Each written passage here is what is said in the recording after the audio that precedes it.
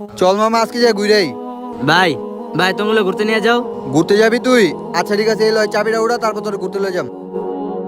আহ আরে ভাই ওটা ওঠানো লাগবে না। ছাড় রে, চাবি উড়ানোর শক্তি না, আবার তুই ঘুরতে যাবি। ভাই দেখছেন আমার সবসময় ল্যাংড়ার লোক আছে তাই। আরে ভাই তুই মন খারাপ করিস না, ওর চেয়ে শক্তি তোর বেশি। ও বেড়া, আমি প্রতিদিন জিমে যা 50 কেজি উড়াই, আর আমার থেকে বেশি শক্তিশালী। আচ্ছা তুই যেহেতু এত শক্তিশালী, তাহলে তোর আর ওর মাঝে একটা প্রতিযোগিতা লাগে কালকে সকাল ওর 5টায়। লগে আবার কি প্রতিযোগিতা? তোকে দুজনের মধ্যে যে বেশি ওজন উঠাতে পারবো আর আমি ব্র্যান্ড নিউ আইফোনটা দিয়ে দিবো।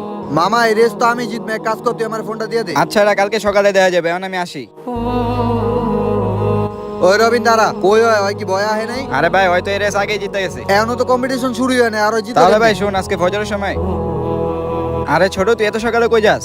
ফজরে নামাজে যেতেছি। আরে বাহ মাশাল্লাহ ভাই, এই রেস তো তুই জিতছিস, এই নে তোর আইফোন। কি? ভাই শোন একটা কথা বলি, শক্তি কোনো জিমে হয় না, আসল শক্তি হচ্ছে যে ফজরের সময়টা ফজরের নামাজ পড়ে। থাক আসি। ভিডিওটি ভালো লাগলে অবশ্যই মাশাল্লাহ লিখে যাবেন।